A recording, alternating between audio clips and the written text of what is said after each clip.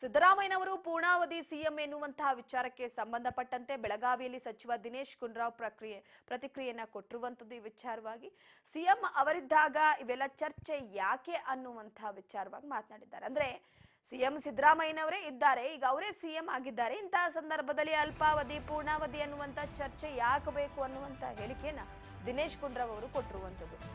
ಈಗಾಗಲೇ ರಾಜ್ಯದಲ್ಲಿ power sharing ವಿಚಾರಕ್ಕೆ ಸಂಬಂಧಪಟ್ಟಂತೆ ಸಿದ್ದರಾಮಯ್ಯನವರ ಬಣದವರು ಸಿದ್ದರಾಮಯ್ಯನವರ ಪರವಾಗಿ ಬ್ಯಾಟ್ ಬೀಸ್ತಾ ಇದ್ದಾರೆ. ಈಗ ಬೆಳಗಾವಿಯಲ್ಲಿ ದಿನೇಶ್ ಗುಂಡೂರಾವ್ ಈ ಬಗ್ಗೆ ಪ್ರತಿಕ್ರಿಯೆಯನ್ನ ಕೊಟ್ಟಿರುವಂತದ್ದು.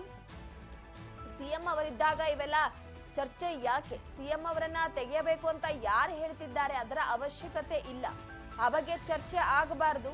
ರಾಜಕೀಯ ಕ್ಷೇತ್ರದಲ್ಲಿ ಇವೆಲ್ಲ ಇದ್ದೇ ಇರುತ್ತೆ, ಎಲ್ರಿಗೂ ಆಸೆ ಆಕಾಂಕ್ಷೆಗಳಿರುತ್ತೆ, ಅದು ರಾಜಕೀಯ. ನನಗೆ ಸಿಎಂ ಆಸೆ ಇಲ್ಲ ಅಂತ ದಿನೇಶ್ ಗುಂಡೂರಾವ್ ಹೇಳಿಕೆ ಕೊಟ್ಟಿದ್ದಾರೆ.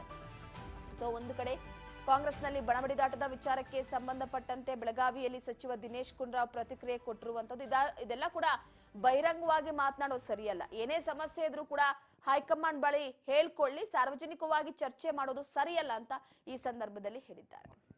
ನೋಡಿ ನಮ್ಮಲ್ಲಿ ಬಣಗಳೇನಿಲ್ಲ ನೋಡಿ. ನಾನು ಹೇಳಿದ ಕೆಲವು ಪ್ರತಿಷ್ಠೆಗಳಿದೆ ಹೊರತು ಬಣ ಅಂತೂ ಏನಿಲ್ಲ.